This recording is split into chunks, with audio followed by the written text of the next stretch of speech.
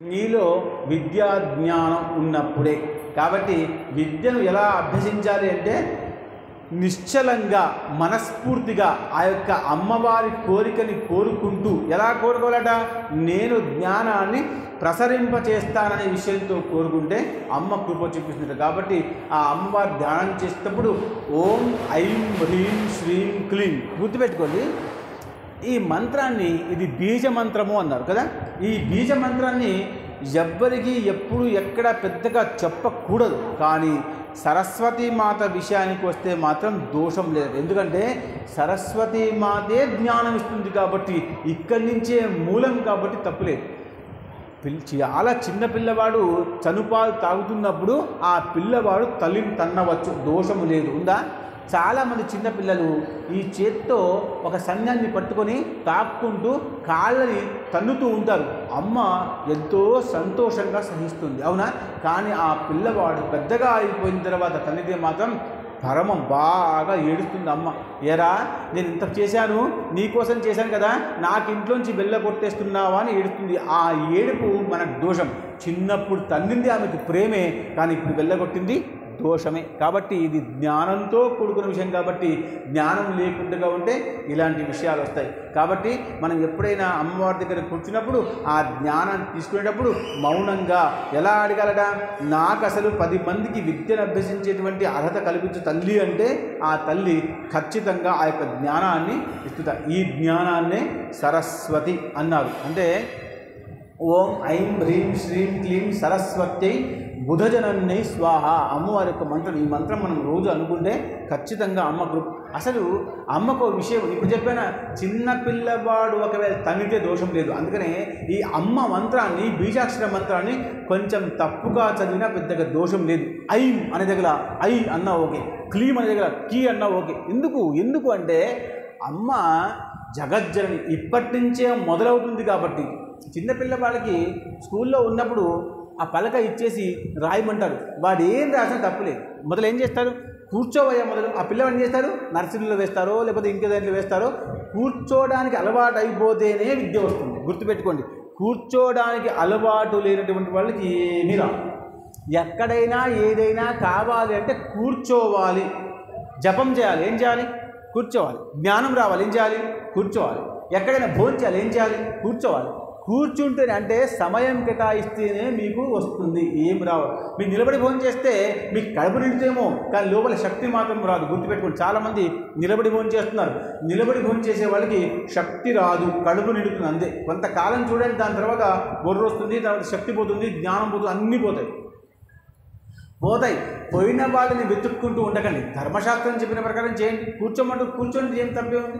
నీళ్ళు తాగినా కూర్చొని తాగాలి, అన్నం తిన్నా కూర్చొని చేయాలి, పుస్తకం చదివినా కూర్చొని చేయాలి. కూర్చుంటేనే శక్తి, లేకపోతే లేదు. అలాగే సరస్వతి అమ్మవారు ఒకవేళ నిలబడితే వెళ్ళిపోతుంది అని అర్థం. కాబట్టి నిలబడ్డ సరస్వతి మాత ఎక్కడ కూడా కూర్చొనే ఉంటుంది. మహాలక్ష్మి కూడా సాధ్యం నిలబడి ఉండదు, ఎక్కడ కూర్చునే ఉండదు. స్థిరలక్ష్మి కూర్చుని. కానీ ఆమె ఏమన్నా మనం చంచల లక్ష్మి అన్నాం. అంటే వెళ్ళిపోతూనే ఉంది. ఎందుకు? ఆ డబ్బును తీసుకొని మనం వెళ్ళిపోతాం. కాబట్టి ఏం చేస్తాం? ఏ ఖర్చు చేస్తామో అలాంటి ఖర్చు చేస్తే ఉంటుంది, తప్పుడు ఖర్చు చేస్తే వెళ్ళిపోతుంది. జ్ఞానం కూడా ఒకవేళ జ్ఞానం వచ్చిందా, ఎలా ఆ జ్ఞానాన్ని ఖర్చు పెట్టాలో అలా ఖర్చు పెడితే ఆ జ్ఞానం ఉంటుంది. లేకపోతే ఆ జ్ఞానం అంతా అజ్ఞానంగా మారిపోతుంది. గుర్తుపెట్టుకోండి. అందుకనే అజ్ఞానాది స్మృతిభ్రాంత అన్నారు. కాబట్టి దేవుణ్ణి పట్టుకునేటప్పుడు, అమ్మవారిని పట్టుకునేటప్పుడు నిశ్చల శుద్ధ భక్తితో కూర్చొని పట్టుకోవాలి. మీరు మీ దగ్గర ఉన్నటువంటి పుస్తకం చదువుతున్నారనుకోండి, గుర్తుపెట్టుకోండి. పుస్తకం చదువుతూ ఉంటే ఒకవేళ ధ్యాస ఇక్కడ లేకుండా ఉంటే మీకు అర్థం కాదు కదా. ఎన్నిసార్లు చదివినా మళ్ళీ ఎందుకంటే బుద్ధి ఒక దగ్గర ఉంటుంది, మనసు ఒక దగ్గర ఉంటుంది. ఇక్కడ మీరు గుర్తుపెట్టుకోండి, బుద్ధి, మనసు, జ్ఞానం ఇవన్నీ వేరు, 3 ఒకటే కాదు. అలా బుద్ధి లేదు కాబట్టి పుస్తకం చదువుతున్నారు, కానీ పుస్తకంలో ఉన్న విషయం అయిపోయింది, ఒక పారాగ్రాఫ్ అయిపోయింది, కానీ ఏమి అర్థం కాదు. అంటే మీ మనసు ఇక్కడ లేదు అని అర్థం. అదే అక్కడ పుస్తకాన్ని పట్టుకున్నారు, అమ్మవారి జ్ఞాపకం చేసుకున్నారు, పుస్తకం చదివితే అక్కడ విషయం అంతా అర్థమైంది. ఒకవేళ విషయం అంతా అర్థమైపోయిన తర్వాత ఇక్కడ పుస్తకాల్లో ఉన్నటువంటి అక్షరాలు అదృశ్యమయ్యాయా? అదృశ్యమవుతాయా? నువ్వు ఒక పండు ఉంది, ఒక పండు తినేసావు. అక్కడ పండు ఉందా? ప్లేట్లో ఒక పండు ఉంది, ఆ పండును నువ్వు తినేసావు, మళ్ళీ ప్లేట్లో పండు ఉందా? లేదు. కానీ పుస్తకంలో చదివిన అక్షరాలు నీకు వచ్చేసిన తర్వాత మెదడులో మళ్ళీ పుస్తకాల్లో అక్షరాలు ఉన్నాయా లేవా? ఉన్నాయి. పుస్తకాల్లో అక్షరాలు పోతాయా? పోవు. అంటే దానికి ఏమిటి? అది జ్ఞానము. నీకు ఎలా ప్రకాశవంతంగా రావాలో ఆ ప్రకాశం నీలో వస్తుంది, ఏ వెలుతురు రావాలో ఆ వెలుతురు వస్తుంది, ఏ క్షణంలో ఏ విషయం నీకు జ్ఞాపకం రావాలో అది వస్తుంది. చాలామందికి చదువుకుంటారు కానీ ఎప్పుడు జ్ఞాపకం రావాలో అప్పుడు జ్ఞాపకం రాదు. ఇది అజ్ఞానం. చాలామందికి చదవబుద్ధే కాదు. ఉదయం లేవు చాలామంది 8 గంటలకు 7 గంటలకి 6 గంటలకు లేసే వాళ్ళు ఉన్నారు. వీళ్ళకి విద్య రాదు. నేను చెప్పిన మాట మీరు బాగా గుర్తుపెట్టుకోండి. ఎవరైతే విద్యాతురాణం నా సుఖం నా నిద్ర, నాకు నిద్ర వద్దు సుఖం వద్దు అన్న వాళ్ళకి మాత్రమే సరస్వతి మాత కృప చూపిస్తుంది. ఊరికనే 6 గంటలకు లేసి 8 గంటలకు లేసి బుద్ధి చేస్తా అంటే జ్ఞానం రాదు. జ్ఞానం రావాలంటే సుఖము అనుభవించకూడదు, సుఖము ఆర్జించకూడదు, సుఖము వద్దనుకుంటేనే విద్య వస్తుంది, లేకపోతే రాదు. అందుకనే పొద్దున్నే బ్రాహ్మీముహూర్తంలో లేచి పుస్తకం పట్టుకొని చదువుకుంటూ ఉంటే మెల్లగా విద్య వస్తుంది. మెల్లగా వచ్చిన విద్య ఉండిపోతుంది. తొందరగా వచ్చిన విద్య వెళ్ళిపోతుంది. వెళ్ళిపోయిన విద్య పనికిరాదు. కొందరికి జ్ఞాపక శక్తి రాదు. బాగా చదువుకుంటారు, పరీక్ష హాల్లో పోగానే అన్నీ మర్చిపోతారు. ఇది అవసరమా? ఇది జ్ఞాపకం శక్తేనా? ఇది విద్యనేనా? ఇది జ్ఞానమా? కాదు. చాలామంది ఇంకో రకం ఉంటారు. చాలా బాగా రాస్తారు, ఫస్ట్ క్లాస్లో పాస్ అయిపోతారు, కానీ లైట్ బిల్ నింపరు అంటే రాదంటారు. ఇది విద్యనేనా? ఇది జ్ఞానమా? కాదు కదా. అంటే జ్ఞానం ఏం చెప్పింది అంటే ఎప్పుడు ఎక్కడ ఎలా ప్రవర్తించాలో చెప్పేదే జ్ఞానం. అందుకనే విద్యా సరస్వతి కాదు, జ్ఞాన సరస్వతి. అందుకనే ఆ జ్ఞానానికి అంత ఆధిపత్యం వహిస్తారు. అందుకనే జ్ఞానం సంపాదించేటప్పుడు గురువు గారి యొక్క శుశ్రూష చేయాలని. శుశ్రూష అంటే కాళ్ళు పట్టుకోవాలి, ఆయన పంచ ఉతకాలి, ఆయన ధోతి ఉతకాలి, ఆయన్ని శుభ్రపరచాలి, ఆయనకి చెప్పులు వేసి ఇవ్వాలి, ఆయన నడుస్తుంటే ఆయన తోడుగా వెళ్ళాలి. అలా చేసి శుశ్రూష చేస్తే ఆయన చెప్పిన ప్రతి మాట గుర్తుండిపోతుంది. రామచంద్ర వారు కృష్ణ పరమాత్మ ఇలాగే చేశారు కాబట్టి వాళ్ళు దేవుళ్ళు అయ్యారు. అందుకనే దేవతాస్థానం మనకు అవసరం లేదు, కానీ మనుషుల్లో మంచి మనిషిగా ఉంటే చాలు. ఎందుకు చెప్తున్నానంటే నేను ఇప్పుడు చెప్పాను కదా, మనిషి దేవుడే కొంచెం దగ్గరగా ఉన్నారు. వాళ్ళిద్దరికి మాత్రమే మాట శబ్దము ఉంది కాబట్టి దీనివల్ల లాభం అయ్యే అవకాశం ఉంది. ఒక దేవుడు మాట్లాడతాడు, ఒక మనిషే మాట్లాడతాడు, మిగతా వాళ్ళు ఎవరు కూడా పెద్దగా మాట్లాడరు. మాట్లాడినా దానికి పెద్దగా అర్థం ఉంది. చాలా నేర్పిస్తే ఒక రామచిలుక మాట్లాడుతుందేమో కానీ నేర్పిస్తే మాట్లాడుతుంది. ఇక్కడ నేర్పకుండానే తల్లికి తిడుతున్నారు, తండ్రికి తిడుతున్నారు. ఎవరు చెప్పారు? ఎవరు నేర్పించారు ఈ మాట? కానీ వాళ్ళకి అట్లా వస్తుంది. అది అజ్ఞానం. కాబట్టి జ్ఞానంతో కూడుకున్న విషయం ఎలా ఉంటుందంటే అలా పరమాత్మ దగ్గర కూర్చున్నప్పుడు నీకు ఏం కావాలో అన్న ఆలోచనతో ఉంటే ఆ ఆలోచన సఫలీకృతం అయితే నిజానికి అయితే ఆ యొక్క నిజమైనటువంటి శుద్ధ భక్తు అమ్మవారిని కోరుకుంటే అమ్మవారు ఖచ్చితంగా నీకు జ్ఞానాన్ని ప్రసరింపచేస్తుంది. దీంట్లో అనుమానమే లేదు. గుర్తుపెట్టుకోండి, జ్ఞానము ఒక శక్తి, జ్ఞానము ఒక స్వరూపము, జ్ఞానము ఒక స్థితి. అంటే స్థితి అంటే ఏమిటి? చాలా జ్ఞానిగా ఉన్నాడు, చాలా జ్ఞానిగా ఉన్నటువంటి వాడు చాలామంది మాట్లాడరు, మౌనంగా ఉంటారు. అందుకే పెద్ద పెద్ద ఋషులు, పెద్ద పెద్ద మునులు, పెద్ద పెద్ద యోగులు మౌనంగా ఉంటారు. ఏం చేస్తారు? అనుష్ఠానం చేస్తారు, జపం చేస్తారు. ఎప్పుడు ఎక్కడ అవసరమో అప్పుడు అక్కడ కొంచెం మాట్లాడతారు. దీన్నే శబ్దము అంటారు. ఆ శబ్దాన్ని ఊరికనే ఖర్చు పెట్టి నీకు నోరుంది కదా అని ఇష్టం వచ్చినప్పుడు ఇష్టం వచ్చిన వాళ్ళతో ఇష్టం వచ్చిన రీతిగా మాట్లాడకూడదు. అది మాట విధానం కాదు. శాస్త్రం అలా చెప్పలేదు. ఎప్పుడు ఎక్కడ ఎలా మాట్లాడాలో అప్పుడు అక్కడ అలా అంతే మాట్లాడాలి, లేకపోతే మౌనంగా ఉండడమే. మౌనం చాలా గొప్ప విషయంగా చెప్పారు. అందుకనే ఎప్పుడు కూడా మనకి ఏమైనా కావాలనుకున్న పక్షమైతే మనం ఇప్పుడు చెప్పాం, కూర్చొని ఉండాలి అని చెప్పామా లేదా? అన్నం తినాలి, కూర్చోవాలి, నిద్రపోవాలి, అలా కూర్చొని ఉండాలి. మనం పుస్తకం చదవాలి, అలా కూర్చొని ఉండాలి, ధ్యానం చేయాలి, అలా కూర్చొని ఉండాలి. అలాగే ప్రతి దగ్గర మౌనాన్ని పాటించాలి. పుస్తకం చదువుతున్నావు, మాట్లాడుతుంటే సాధ్యమేనా? అన్నం తింటున్నావు, మాట్లాడుకుంటే సాధ్యమేనా? పడుకున్నావు, మాట్లాడితే సాధ్యమేనా? కాదు. ఎక్కడ కూడా మౌనం కూడా పాటించాలి. ఈ మౌనం పాటించడం వల్ల నీ లోపల ఉన్నటువంటి అవయవాలన్నీ కూడా పనిచేయడం మానేస్తాయి. నువ్వు మౌనంగా ఉంటే దాన్ని ఏమంటారు? మనం ఇప్పుడు చాలామంది మెడిటేషన్ అంటున్నారు. మెడిటేషన్ అనకూడదు. మెడిటేషన్ అంటే ఇంగ్లీష్ పదం మనకు అవసరం లేదు. మీరు ధ్యానం చేయండి. ఎప్పుడైతే ధ్యానంలో మీరు కూర్చొని ఉంటారో మీ అన్ని శక్తులు కూడా మానిపోతాయి. అన్ని శక్తులు మానిపోతే ఒక్క జ్ఞానం మాత్రమే పనిచేస్తుంది. గుర్తుపెట్టుకోండి, ఎప్పుడు కూడా మీ మొత్తం మొత్తం శక్తిని అంతటినీ కూడా ఆజ్ఞాచక్రంలో పెట్టుకోమని చెప్తారు. ఇక్కడే పెట్టుకోమని చెప్తారు. అందుకనే మీరు కళ్ళు మూసుకున్నప్పుడు 3 నిమిషాలు, 4 నిమిషాలు, 10 నిమిషాలు, 20 నిమిషాలు, 8 నిమిషాలు, 2 నిమిషాలు ఓంకారాన్ని చేస్తుండండి. మీ శక్తి అంతా కూడా ఇక్కడికి వచ్చి ఆగుతుంది. ఇది పరమసత్యం. దీనికి అనుభవించాలి, దీనికి ప్రయత్నం చేయాలి, దీన్ని చేసి చూడాలి, వస్తుంది. నేను చెప్తే మీరు చేయకుండా ఉంటే వింటే మీకు వస్తుందా? వింటారా? చెరుకు బాగా తీయగా ఉంటుంది నేను చెప్తాను, సరిపోతుందా మీకు? మీరు చెరుకు తినాలి కదా, చెరుకు తింటే కదా ఎంత తీయగా ఉంటుందో అర్థమవుతుంది. అరే అక్కడికి వెళ్ళారండి, ఆ వస్తువు చాలా బాగుంటుందండి, ఆకర్షణీయంగా అందంగా ఉందని నేను చెప్పేసి సరిపోతుందా? అక్కడికి వెళ్ళి చూస్తే కదా మనకు తృప్తి పడుతుంది. అలాగే మౌనం చాలా గొప్పది. అందుకనే ఎవరైనా ధ్యానం చేస్తున్న వాళ్ళు పూర్తిగా మౌనంగా ఉంటారు. ఆ మౌనాన్ని ఒకవేళ మనం విరగొట్టేస్తే దోషమే వస్తుంది. అందుకనే ఇప్పుడు చాలామంది మౌనం అర్ధాంగీకారం అంటున్నారు కదా. అంటే అర్ధాంగీకారం అంటే నీలో ఏముందో, ఇద్దరు ఉంటారు, మనం ఇద్దరం ఉన్నాం, మౌనం అనుకున్నాం, నేనేమైతే అనుకుంటున్నానో అది నువ్వు కూడా అనుకుంటున్నావు కాబట్టి మౌనం అర్ధాంగీకారం. నువ్వేమనుకుంటున్నావు అనేది నాకు అర్థం కాదు, కానీ నేను మాత్రం అంటున్న విషయం నీకు అంగీకారమే. ఎందుకు? నువ్వు నో అనలేదు కాబట్టి. నువ్వు నో అన్నావా? లేదు. ఎస్ అన్నావా? లేదు. కానీ ఎటు మాట్లాడుకున్నావు కాబట్టి మౌనం అర్ధాంగీకారం. నేను అనుకున్నది నీకు సబబుగానే ఉంది, నీకు ఇష్టంగానే ఉంది, నీకు ఇప్పుడు కోరికగానే ఉంది అని చెప్పుకోవడం కోసం మౌనం అర్ధాంగీకారం అని అనగానే మౌనంగా ఉండాలి. సరస్వతి మాత దగ్గర ఎప్పుడైతే కూర్చుని ఉంటామో అప్పుడు మౌనము ప్రధానము, స్థానము ప్రధానము, కోరిక ప్రధానము, శుద్ధ భక్తి ప్రధానము, స్వచ్ఛత ప్రధానము, తెలుగు ప్రధానము, నియంత్రణ ప్రధానము. నీ కోరికనే ఉద్దేశము మంచిదే ఉండాలి, వచ్చేస్తుంది. నీకు రావాలి అనుకున్నప్పుడు ఇలా చేయాలి. నియమం ఉంది. నువ్వు భోజనం చేయాలి అంటే నీకు నియమం ఉంది. నియమాలు కాకుండా ఒకవేళ చేస్తే నీకు ఏ రకమైన లాభం ఉండదు. నియమం లేకుండా నువ్వు 9 గంటలకు స్కూల్కి వెళ్ళాలి, 10:15 వెళ్తాంటే రాణిస్తాడు లోపలికి? రాణిస్తారా 10:15 మీ స్కూల్కి? రానివ్వరు. నువ్వు ఏ షర్టు వేసుకోవాలో, ఏ ప్యాంటు వేసుకోవాలో, ఏ బట్టలు వేసుకోవాలో అన్ని వాళ్ళే చెప్తారు, లేకపోతే రాణిస్తారా లోపలికి? అంటే నియమము భౌతికంకి ఉన్నప్పుడు జ్ఞానానికి కూడా నియమం ఉంది. అలాంటి జ్ఞానాన్ని సంపాదించాలంటే ఇన్ని నియమాలు పాటించాలి. వాడు ఫస్ట్ క్లాస్లో పాస్ అవుతున్నాడు, నేను కూడా బాగా చదువుకుంటున్నాను, నాకు జ్ఞానం రావట్లే అంటే, నీకు జ్ఞానం రావాలంటే నియమాలు పాటించాలి. ఇప్పుడు 300 రూపాయల టికెట్ ఉంది, ఫ్రీ దర్శనం ఉంది, అది ఎన్నో ఉన్నాయి. అమ్మవారు అసలు ఆఖరికి వెళ్ళేది ఎక్కడికి? అమ్మవారి దగ్గరికి. నువ్వు స్వతహాగా వెళ్తావా, టికెట్ వేసుకొని వెళ్తావా, నీ ఇష్టం. కానీ కృప చూపించాలా వద్దా? ఎవరిష్టం? అమ్మ ఇష్టం. అవునా? నేను 300 రూపాయల టికెట్ తీసుకొని వచ్చాను కాబట్టి నా కృప చూపించమ్మా అని చూపిస్తున్నామే. ఆమెకి టికెట్తో సంబంధం ఉందా? లేదు. నీ దగ్గర డబ్బు ఉంది కాబట్టి నువ్వు కొనుక్కున్నావు, అంతే. కాబట్టి ఆమె కృప చూపించాలి అంటే ఆమెకు నియమాలు కావాలి. ఏం నియమం కావాలి? శుద్ధ భక్తి.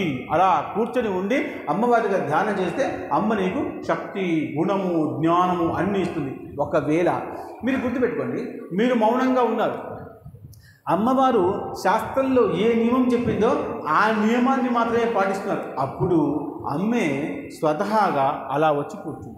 మీరు విశ్వాసంతో పనిచేయండి. చాలామందికి ఈ రోజుల్లో విశ్వాసం లేదు.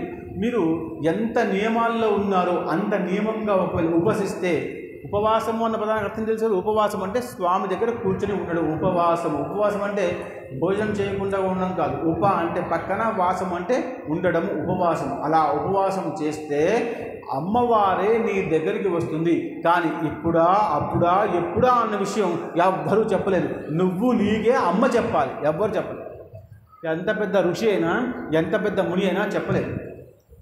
వాల్మీకి ఒకవేళ ఆయన రత్నాకరుడు, సరే, వాల్మీకి పేరు రత్నాకరుడు. ఆయన అడవుల్లో ఉండి అందరిని చంపేసుకుంటూ ఉంటే ఒకసారి నారదవారు వచ్చి, ఏమయ్యా ఇలా చేస్తున్నావు, నువ్వు తప్పు చేస్తున్నావు కదా, నీ తప్పు నీ భార్య పిల్లలు పాపంగా తీసుకుంటారా ఒక్కసారి అడిగిరా అంటే ఆ రత్నాకరుడు ఇంటికి వెళ్ళి అన్నాడట, భార్య నేను నీకోసం తప్పులు చేస్తున్నా కదా, నా పాపంలో భాగం పంచుకుంటావా అంటే పంచుకోను అని చెప్పింది. పంచుకోను అని చెప్తే బాధపడి మళ్ళీ పరిగెత్తుకుంటూ వచ్చి, అయ్యా నా భార్య నా పాపంలో భాగం పంచుకోదట, ఇప్పుడు నా పరిస్థితి ఏమిటంటే, అప్పుడు నాదున్నాడు, జ్ఞానము సంపాదించుకో, రామ అన్న పదం చెప్పవయ్యా అంటే, నాకు ఇప్పటిదాకా రామ అన్న పదం రాలేదు. రామ అన్న పదం ఎప్పుడు నా చెవి నుంచి పోలేదు. కాబట్టి నాకు రామ అన్న పదం రాదు. నాకు కొట్టడము, నరకడము, చంపడము, లాక్కోవడము, తిట్టడము, మర మర మర మర ఒకటి. మర అంటే చావు అని అర్థం. సంస్కృతంలో మర అంటే చావు అని అర్థం. కాబట్టి నాకు అదొకటే వచ్చు అంటే నారదుడు మహాజ్ఞాని కాబట్టి అన్నాడు, సరే నువ్వు మర అన్న పదమే అంటుండవయ్యా అన్నాడు కదా. మర అంటే ఏమన్నాడు, సరే నాకు వచ్చిన పదమే కదా. చూడండి, భగవంతుడు జ్ఞానంతో ఇచ్చే విషయం మనకు సునాయాసంగా ఉంటుంది. లెక్కలు రాని వాడికి నాకు 2లోంచి ఒకటి తీయరాదు, నాకు రావు. కాబట్టి చాలామంది టక్క లెక్కలు చేసేస్తారు. వాళ్ళు ఎంపీస్ తీసుకుంటారు, లెక్కలు చేసేస్తారు. నాకు లెక్కలు రావు. కాబట్టి ఈయన మర అన్న పదం చెప్పడం కోసం అలాగే కూర్చున్నాడు. మర మర మర మర మర మర మర మర మర అంటుంటే మెల్లమెల్లగా రామ రామ రామ రామ అయిపోయింది. అలా జ్ఞానం లేకుండా కూడా జ్ఞానాన్ని వేసి జ్ఞానం సంపాదించే ప్రయత్నంలో రామ రామ అంటే ఆయనకి పుట్ట వచ్చేసింది. ఆ రత్నాకుడి మీద పెద్ద పుట్ట వచ్చింది. కాబట్టి ఆ పుట్ట నుంచి కొంతకాలానికి మళ్ళీ బయటకు వస్తే ఆయన వాల్మీకి అయ్యాడు. ఎందుకంటే పుట్ట అంటే సంస్కృతంలో వాల్మీకము. వాల్మీకం అంటే పుట్ట. పుట్టలోంచి బయటకు వచ్చాడు ఇప్పుడు వాల్మీకి. గుర్తుపెట్టుకోండి. వేదవ్యాసుడి పేరు ఎట్లా వచ్చింది?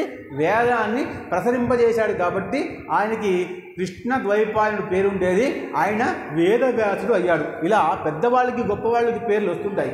నేను మెల్లమెల్లగా దొంగతనాలు చేస్తుంటే కొన్ని రోజులకు నన్ను ఏమంటారు? దొంగ అంటారు. అంటే నేను పెట్టుకున్న పేరు అది కాదు, నేను చేసే కార్యాన్ని బట్టి నాకు పేరు వస్తుంది. కాబట్టి దొంగనైపోతాను. కొంతకాలం దొంగ దొంగ దొంగ అంటారు. అలా ఆ యొక్క నారదుల వారు చెప్పిన మాటని ఆయన విని దాన్ని పఠనం చేసి అనుష్ఠానం చేసేది కదా. కూర్చొని ఇంకా ఇప్పటి తప్పులు చేయని చెప్పేసి శుద్ధ భక్తితో ఆయన వాల్మీకి ఈ రామ రామ రామ లేదా మరామర అన్న జపం చేస్తున్నప్పుడు అనుకున్నాడా నేను రామాయణం రాస్తానని? అనుకున్నాడా? నారదుల వారు ఒక మాట మొదలు చెప్పారా, బాబు నువ్వు చేస్తుండు ఖచ్చితంగా రామాయణం రాస్తావు, గొప్పవాడు అయిపోతావు అని చెప్పేశాడా? చెప్పలేదు. నువ్వు నీ ప్రయత్నం చెయ్యి. కర్మన్నేవా అధికారస్తే మా ఫలేషు కదాచర. నీ కర్మ నువ్వు చెయ్యి, నీ పని నువ్వు చెయ్యి.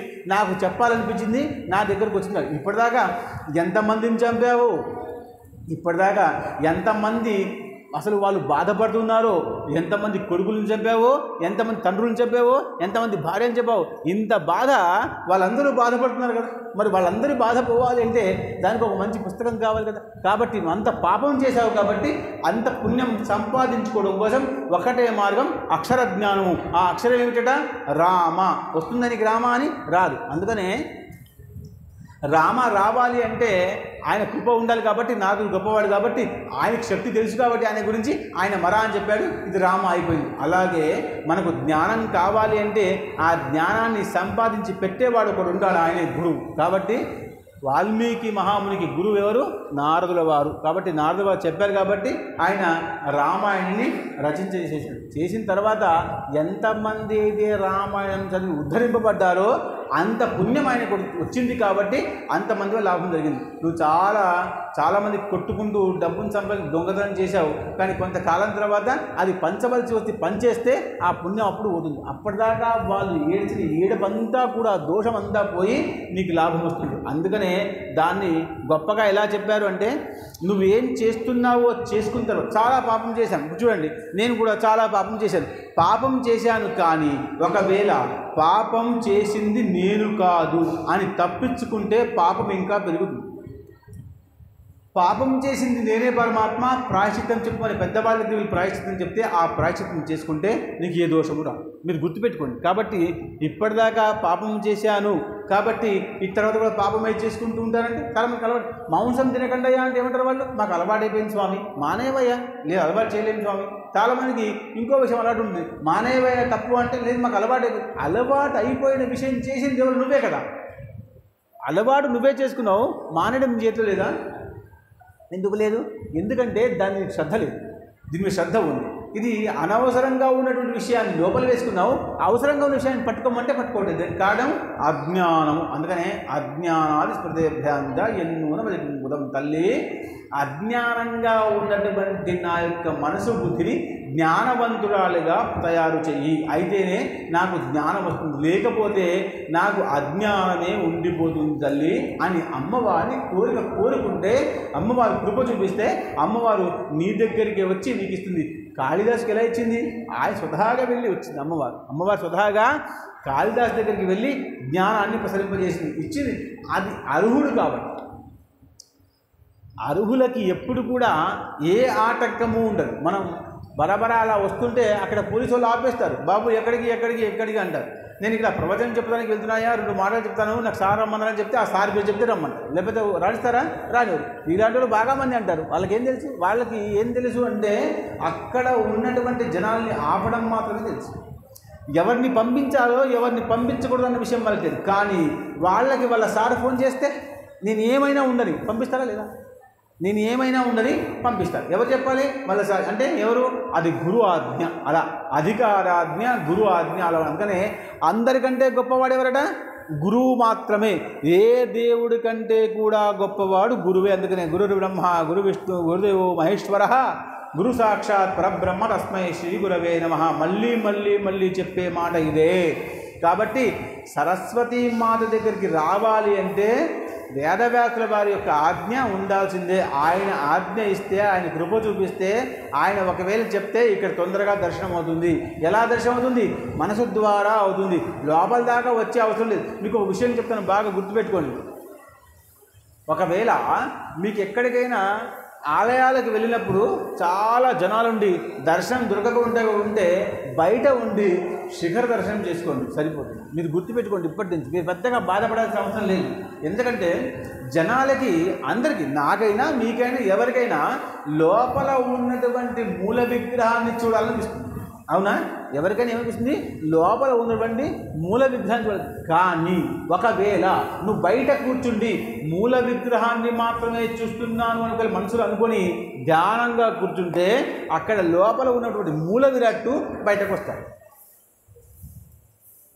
మళ్ళీ వినండి, మీరు ఒకవేళ ఆ మూల విరాట్టునే దర్శనం చేసుకుందామనే ఉద్దేశంతో ఎక్కడో బయట కూర్చొని ఉంటే చెట్టు కింద, ఆ మూల విరాట్టే బయటకు వచ్చి దర్శనం ఇస్తాడు. ఇలా మన దగ్గర అందుకనే సంతులు, యోగులు, ఋషులు, మునులు ఈ దర్శనాన్ని తీసుకొని దీన్ని దర్శనం, సాక్షాత్ దర్శనం అంటారు.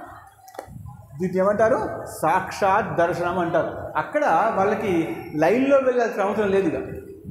రమణ మహర్షికి చాలామంది భక్తులు ఉన్నారు. చూడండి, ఆకలి అవుతుందని ఇప్పుడు ఒకవేళ ఒక గురువు గారు అన్నారనుకోండి, ఎంతమంది శిష్యుడు? ఎంతోమంది శిష్యుడు. అందరు తీసుకొస్తారు. కొందరు పళ్ళు తీసుకొస్తారు, కొందరు యాపిల్ తీసుకొస్తారు, అంగూరు తీసుకొస్తారు, కొందరు ఫలాలు, కొందరు ఖర్జూర పండ్లు తీసుకొస్తారు. ఇన్ని తీసుకొస్తే ఆయన అన్ని తింటాడా? ఆయనకు ఆకలి ఎంత? ఇంత. కానీ మీ భక్తి వల్ల అందరూ తీసుకొచ్చారు, తింటాడా?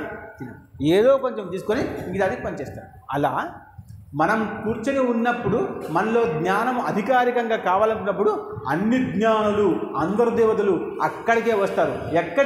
ఎక్కడైతే నువ్వు కూర్చొని ఉన్నావో అక్కడికే వస్తారు. గురువుగారు అలా కూర్చుంటారు. కూర్చొని ఈరోజు నాకు ఏకాదశి అన్నారనుకోండి, ఎంతమంది పనులు తీసుకెళ్తారు? అందరు తీసుకెళ్తారు. లేదా గురువు గారికి కలవాలి అంటేనే అందరు పనులు తీసుకెళ్తారు. పోనీ మీ అందరి పనులను తినే శక్తి ఆయనకు ఉందా? ఆయన వ్యక్తి కదా, ఆయన శక్తి కాదు. గుర్తుపెట్టుకోండి, మీకు ఆయన శక్తి, కానీ స్వతహాగా వ్యక్తి. మీరు నా మాట బాగా గుర్తుపెట్టుకోండి. మీ గురువు గారి దగ్గరికి మీరు వెళ్ళినప్పుడు మీరు ఆయన్ని శక్తిగా భావిస్తారు, ఏదో గొప్ప విషయంగా భావిస్తారు. ఆయన స్వతహాగా ఒక వ్యక్తి కదా. ఆయన ఎంత తినాలో అంతే తింటాడు. నువ్వు ఆయన శక్తివంతుడిగా అనుకొని ఒకవేళ అందరూ తీసుకొస్తే మీది తిని మీరు తినకుండా ఉంటే, మీరు తినకుండా ఉంటే నేను బాధపడటం లేదు. కాబట్టి ఆ బాధను ప్రకటితం చేయడం ఆయన ఏం చేస్తాడు? అన్ని పక్కన పెట్టేయమంటాడు. కొంచెం ఆగిన తర్వాత మీరందరూ వెళ్ళిపోయిన తర్వాత ఆయనకు ఇష్టమున్న పదార్థం తీసుకుంటాడు. ఇష్టమున్న పదార్థం తీసుకుంటాడు కాబట్టి ఇష్టమున్న వ్యక్తి మీదనే పూర్తిగా పుణ్యం చూపించాడు. ఎవరిది తెచ్చిచ్చారో అందరి మీద కృప చూపిస్తాడు. అది గురువు యొక్క గుణం. గుర్తుపెట్టుకోండి, నాది తినలేదే నా ముందర అన్న విషయం వద్దు. నీది తిన్నాడు, నీకేం తెలుసు గోడ వెనుకలు ఏం చేశాడు ఆయన? నీదే తిన్నాడేమో, నువ్వనుకో. నీదే తిన్నాడు, నువ్వనుకో. అందరూ అనుకోండి. మనస్ఫూర్తిగా ఉన్నటువంటి వాళ్ళకి ఈ దోషాలు లేవు. కాబట్టి అమ్మవారి దగ్గరికి వెళ్ళాలంటే నిశ్చలమైన భక్తితో వెళ్తే ఆ యొక్క కృప ఉంటుంది. దాన్నే గురుకృప అన్నారు. గురుకృప చేయడం వల్ల మనలో ఉన్నటువంటి సర్వదోషాలు నాశనమైపోతాయట. మీరు నా మాట వినండి. సర్వదోషాలు నాశనమైపోవడం అంటే నీకు ఎన్ని దోషాలు ఉన్నాయి తెలుసా?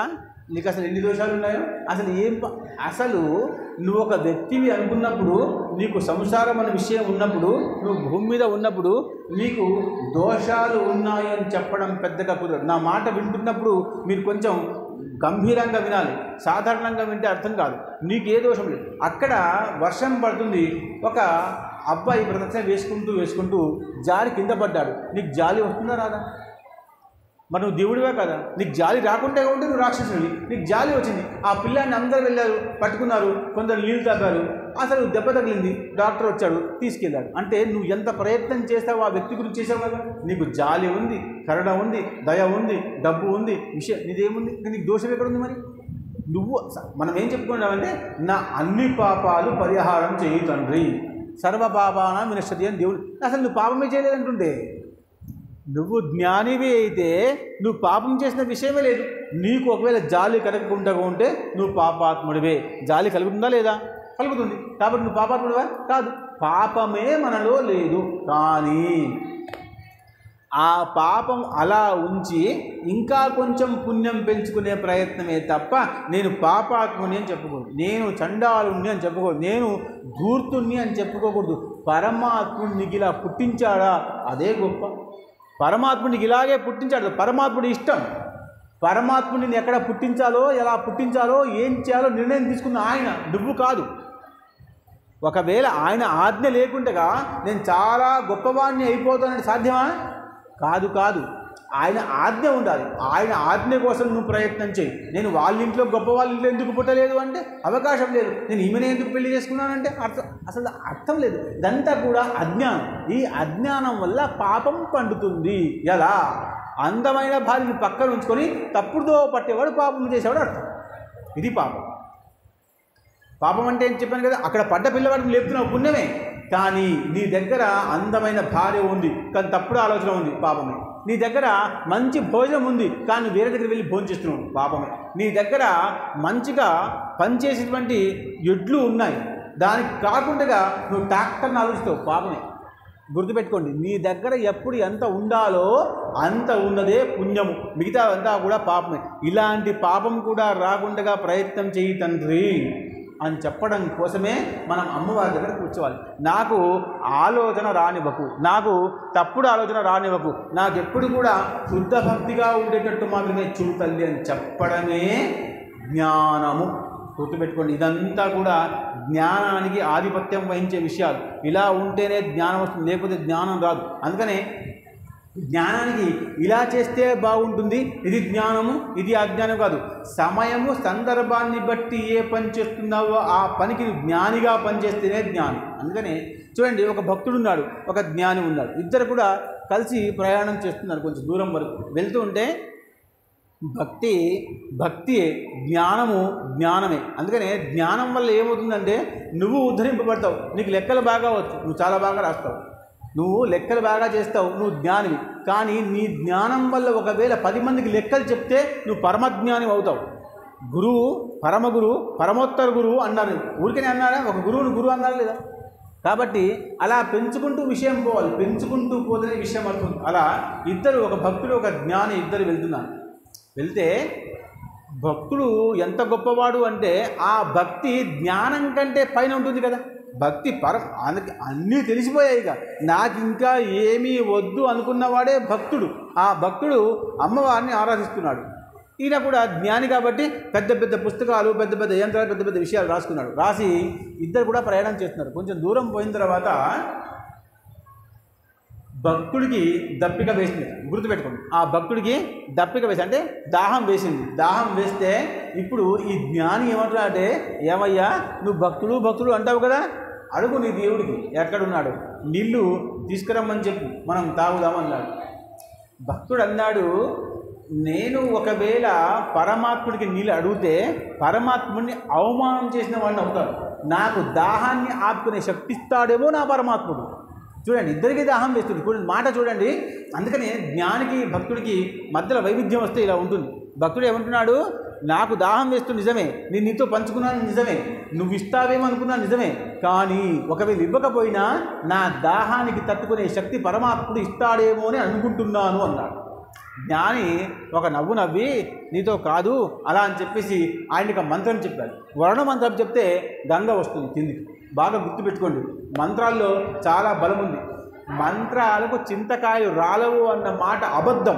మంత్రాలకు చింతకాయలు రాలుతాయి. మీకు మంత్రం చెప్పక రాక చెప్పడం, మంత్రం చెప్పడం రాగా చింతకాయలు కాదు. నీకు రాయి పెట్టి చింతకాయ కొడితే చింతకాయ పడాలి అంటే చింతకాయ తగలాలి కదా. నువ్వు నీకు రాయి వేయడమే రాదు, అంత దూరం దాకా రాయే వెళ్తలేదు, నువ్వు చింతకాయని తప్పంటావా రాయిని తప్పంటావా? నీ శక్తిని తప్పనాలి కదా. నీ శక్తిని తప్పు పట్టకుండా నువ్వు రాయినో చెట్టునో తప్పెట్లా అంటావు? కాబు మంత్రాలు చింతకాయ రాలుతాయా రాలయా? రాలుతాయి. మంత్రం స్పష్టంగా చెప్పు. అలా ఈయన ఏమన్నాడంటే, నేను వర్ణమంత్రం చెప్తాను, గంగకి ఎందుకు వస్తా అంటే వర్ణమంత్రం చెప్పాడు, చెంబులో నీళ్ళు వచ్చాయి. బాగా గుర్తుపెట్టుకోండి, ఎవరు? జ్ఞాని. మంత్రం చెప్పాడు, నీళ్ళు వచ్చాయి. తాగావయ్యా, తాగు. భక్తుడు భక్తుడు అన్నావు కదా, ఏం చేస్తావు? నీ భక్తి ఏం పనికి వస్తుంది అనగానే ఈయనకు అనిపించిందట, ఎక్కడైతే భక్తి ఉంటుందో అక్కడ ముక్తి, అంటే అందరికీ లాభం చేసించేవాడు భక్తుడు. జ్ఞాని అయితే తనకు తానే నేర్చుకున్నవాడు, ఇంకొకళ్ళకి చెప్పకుండా ఉన్నవాడు అజ్ఞాని. ఈయనకు గుణపాఠం చెప్దామని ఒక బావి దగ్గరికి తీసుకెళ్ళాడు. జ్ఞాని తీసుకెళ్ళి ఆ బావిని చూడమన్నాడు.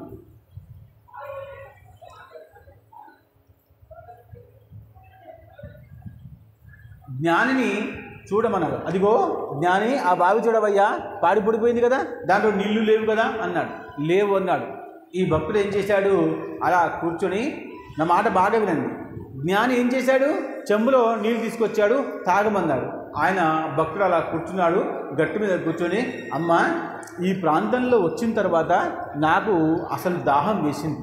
ఈ ప్రాంతంలో ఎవ్వరి ఇంట్లో కూడా నీళ్లు ఉండే అవకాశం లేదు, ఎందుకంటే బావి పాడుపడిపోయింది. అప్పట్లో బావిలో నీళ్ళు ఉండేవి, బావిలో తోడుకొని నీళ్ళు తాగేవాళ్ళు. ఇక్కడ బావిలో నీళ్ళు లేవు. కాబట్టి అమ్మ, ఇక్కడ వాళ్ళకి నాకు దాహం వేసినప్పుడు ఎంత ఇబ్బంది అయిందో, రోజు వీళ్ళకి దాహం వేసినప్పుడు వాళ్ళ దగ్గర కృప లేదు కాబట్టి, వాళ్ళు నిన్ను కోరుకోరు కాబట్టి, వాళ్ళు నిన్ను ధ్యానం చేసుకుంటే ఆ దప్పిత పోతుందనే ఉద్దేశం తెలియదు కాబట్టి, వాళ్ళు అజ్ఞానులు కాబట్టి, వాళ్ళ కోసం అమ్మ ఈ బావిని ఒక్కసారి నింపేయమ్మ అని చెప్పేసి ఆ పరాదేవికి మొక్కుకుంటే ఆ పాడుబడ్డ బావిలన్నీ కూడా బడబడబడవని నీళ్ళు వచ్చాక. అంటే అప్పుడు ఆ యొక్క భక్తుడు అన్నాడు, జ్ఞాని నువ్వు నీళ్ళు అడిగితే నీకు నాకే అడగావు, కానీ నేను భక్తుని కాబట్టి అమ్మవారికి అడిగితే అమ్మవారు అందరి కోసం నిలిచింది కాబట్టి జ్ఞానం కంటే భక్తే గొప్పదయ్యా. కానీ ఈ జ్ఞానం కంటే కూడా గొప్పది అవ్వాలంటే దాన్ని ప్రసారం చేయాలి. దాన్ని సరస్వతి ఏం చేయాలి? ప్రసారం చేయాలి. ఇది జ్ఞానము అంటే సరస్వతి. సరస్వతి నమస్తుభ్యం మరే కామరూపిణి. మల్లాదే మంత్రం. ఎప్పుడు కూడా నీ జ్ఞానాన్ని ఒకరు ప్రసరింపజేసి నీ జ్ఞానంలో ఉన్నటువంటి అంబికను, అమ్మను, సరస్వతిని ఇలా ధ్యానం చేయాలి అని ఒకవేళ నువ్వు చెప్పి ఉంటే ఈ బావి నీ వల్ల కూడా బయటకు వచ్చింది. రాలేదు అంటే దానికి కారణం ఏమిటి? నువ్వు నీ కోసం జ్ఞానం మాత్రం పెట్టుకున్నావు, ఇతరులను మాత్రం వదిలిపెట్టేసావు కాబట్టి దోషమే. కాబట్టి ఏది గొప్పది? అమ్మవారి యొక్క కృప. సరస్వతి గొప్పది. కాబట్టి సరస్వతి ఎప్పుడు కూడా భక్తుల్ని అజ్ఞానిగా చూడదు. అందుకని జ్ఞానం ఉన్నవాడు ఏం చేస్తాడు? అందరినీ గౌరవిస్తాడు. ధనం ఉన్నవాడు ఏం చేస్తాడు? కొంతమంది ధనం ఉన్నవాళ్ళు అందరినీ కూడా కించపరుస్తారు. కాబట్టి జ్ఞాని అందుకనే డబ్బున్నా వినయం ఉండాలి. డబ్బున్నా అసలు ఎంత వినయం ఉండాలి అంటే రాముడికి ఎంత వినయమో, ఆయన మహారాజు. కానీ ఒక్కొక్క ఋషి దగ్గరికి వెళ్ళి తల వంచి నమస్కారం చేశాడు. వనవాసంలో వచ్చినప్పుడు తల వంచి నమస్కారం చేశాడు. అది వినయం. ఆయన దగ్గర నేను రాజును కాబట్టి నాకేదో సమస్య వచ్చింది కాబట్టి వచ్చానని అనలేదు ఆయన. నాకు వచ్చింది, ఇలా వచ్చాను కాబట్టి నేను నమస్కరిస్తున్నాను, మీ ఆశీర్వాదం నాకు కావాలి, మీ ఆశీర్వాదం వల్లే నేను రావణుని గెలిచే అవకాశం అని చెప్పేసి అందరి దగ్గర పొడుగుంటూ వినయంతో నమస్కరిస్తూ ఉన్నాడు. కాబట్టే ఆయన జ్ఞానం భక్తిగా మారి గొప్పవాడయ్యాడు. లేకపోతే రాముడు దేవుడు అవ్వడానికి కారణం ఏమిటి? ఋషి దర్శనము. ఎవరి ఋషి దర్శనము? జ్ఞానుల యొక్క దర్శనం చేసుకోవడం వల్ల ఆయన దేవుడయ్యాడు. లేకపోతే అయ్యే అవకాశం ఉందా? ఆయన ఒకవేళ వివాహం చేసుకొని ఆ సీతామాతతో అక్కడే ఉండిపోతే ఆ రాజ్యానికి, అయోధ్యకి రాజు అయ్యేవాడు, ఇంకో 2 రాజ్యాలు గెలుచుకునేవాడు. కానీ దేవుడు అయ్యేవాడా? దేవుడు అవ్వాలి అంటే కష్టపడాలి. వినయము, విధేయత, భక్తి, జ్ఞానము, మౌనము, శ్రద్ధ, నిశ్చలతత్వము, ఆ తర్వాత ధ్యానము, ఇవన్నీ చేస్తేనే పరాంబిక కృప అవుతుంది. కాబట్టి ఇదంతా రావాలి అంటే ఏం జరగాలి? ఇప్పుడు పెద్దవాడి దగ్గరికి మనం వెళ్ళి ఆయనకి సాష్టాంగ నమస్కారం పెట్టాలి అంటే ఇది జ్ఞానం ఎవరు ఇవ్వాలి? సరస్వతి మాత ఇవ్వాలి. ఈ జ్ఞానం లేకుండా ఉంటే అలా వచ్చి అలా వెళ్ళిపోతే ఏమిటి ఉపయోగం? పెద్దవాడిని గౌరవించేటువంటి జ్ఞానం ఎవరా? నీ జ్ఞానం లేదా అంటారు. జ్ఞానం లేకపోతే పెద్దవాడి దగ్గరికి వెళ్ళి ఏం ఉపయోగం? ఆ పెద్దవాళ్ళలో నీకు పెద్దతనం కనబడకపోవచ్చు, ఆయన పెద్దవాడే, నువ్వు అంగీకరిస్తే చూపిస్తాడు. చూడండి, గురువు గారి దగ్గరికి వెళ్ళినప్పుడు పాదం మీద తల పెట్టి మనం దండం పెడతాం. ఎలా పెడతాం? ఆయన పాదం దగ్గర మన తలను పెడతాం. పెట్టినప్పుడు ఆయన చేతును తల మీద పెడతాడు. అవునా? పెట్టినప్పుడు ఇక్కడ ఉన్నటువంటి శక్తి చెప్పానా, ఇక్కడ ఉన్నటువంటి శక్తి ఇక్కడికి వెళ్తుంది. ఇదే మేధాశక్తి. అందుకనే గురువుల కృప వల్ల ఏమవుతుందా, మేధాశక్తి పెరుగుతుంది. అందుకనే ఆశీర్వాదం ఎప్పుడు తీసుకోవాలి. అందుకని దేవుళ్ళు ఎప్పుడు ఆశీర్వదిస్తారు? తల మీద చేయి పెడతారు. ఇది ఆశీర్వాదము. అదే అహంకారంగా ఉన్నటువంటి భస్మాసుడికి తల మీద చేయి పెట్టినారు. ఆయన అహంకారం, ఆయన అజ్ఞానం పెట్టింది. అదే చేతు, అదే పని, అదే పనితనం. మొండితనము, పట్టుదల రెండు ఒకటే భాగం. కాబట్టి నీకు అజ్ఞానంగా ఉంటే అదే చెయ్యి భస్మాసుర వదవుతుంది. కానీ ఒకవేళ నీలో గుణం, జ్ఞానం ఉంటే అదే చెయ్యి నీకు ఆశీర్వాదం అవుతుంది. కాబట్టి ఆశీర్వాదాన్ని స్వీకరించాలి అంటే ఎప్పుడు కూడా నువ్వు వినయంగా, విధేయంగా ఉండాలి. తల వంచి ఉంటే పరమాత్ముడు కృప చూపిస్తాడు. తల వంచాలి అంటే ఎక్కడ వంచాలి? గురువు దగ్గర వంచాలి. ఆయన గురువు అవునా కాదా అనే విషయం నీ మనసు, నీ బుద్ధి, నీ జ్ఞానమే చెప్తుంది, ఎవ్వరూ చెప్పలేదు. కాబట్టి అలాంటి విషయాన్ని మనం ఎప్పుడు కూడా గొప్పగా అనుకుంటూ ఉండాలి. నువ్వు నీ ఇంట్లో దేవత కూర్చున్నప్పుడు ఎలా చేయాలి పూజ? నీకు గురువు యొక్క దర్శనం కావాలి అంటే చాలామంది గురువు దొరకట్లేదు. చాలామందికి గురువు దొరకట్లేదు. ఎవరిని గురువు అనాలి, ఎవరిని అనకూడదు. ఇవాళ గురువు అంటాము, రేపు జైల్లో ఉంటున్నాడు ఆయన.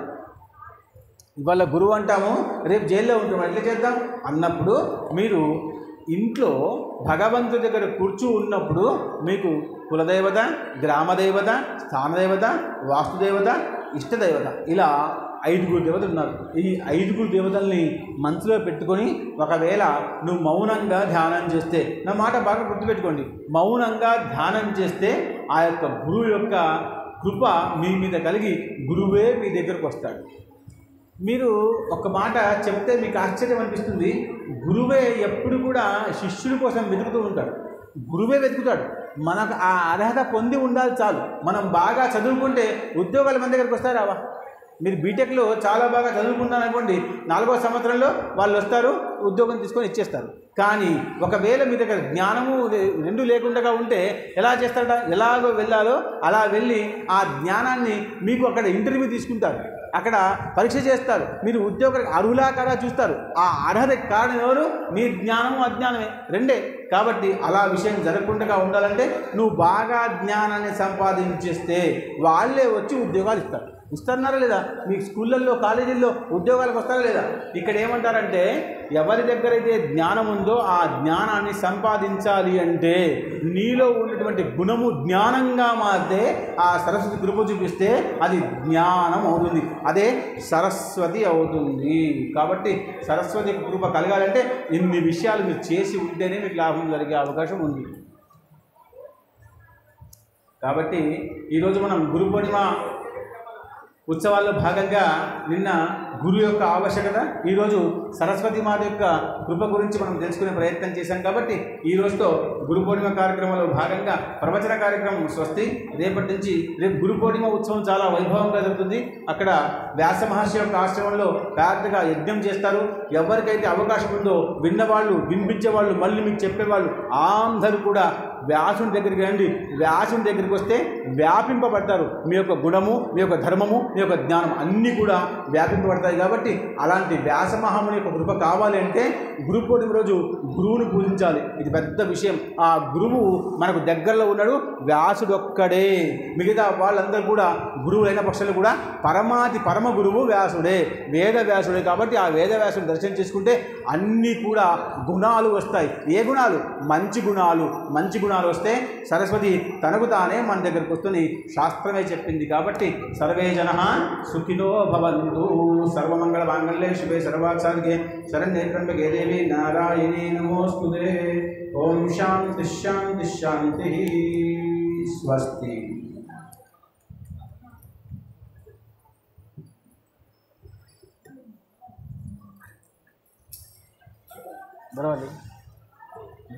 बरवाली नंबर 1 ए प्लेस पुनः ಏನಾಯ್ತು ಈ ಪ್ಲೇಸ್ ಒಳ್ಳೆ ಕೊಡ್ತೇನೆ ಮళ్ళీ ಸಂಘ ఫోటో తీస్తే మంచిగా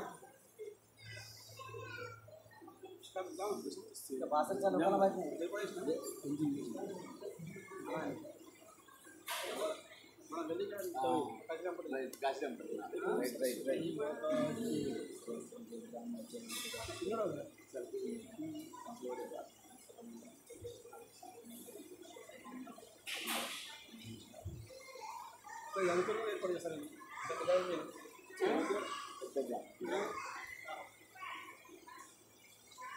నువ్వు కూడా సాయి తీరా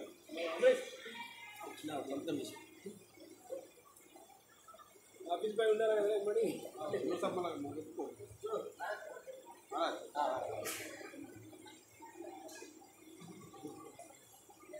విజిటింగ్ కార్డ్స్ ఉన్నాయి ఇక్కడ ఏం లేదు. ఫోన్ నెంబర్ కార్డు ఉందా? కార్డు ఉందా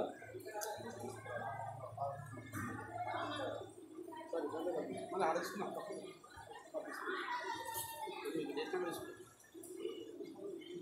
శాండేజ్ కార్ పడ్డా కారా ప్యాక్ మనం చేస్తే ఆడదు కారు కార్ చెప్పిన పెట్టుకో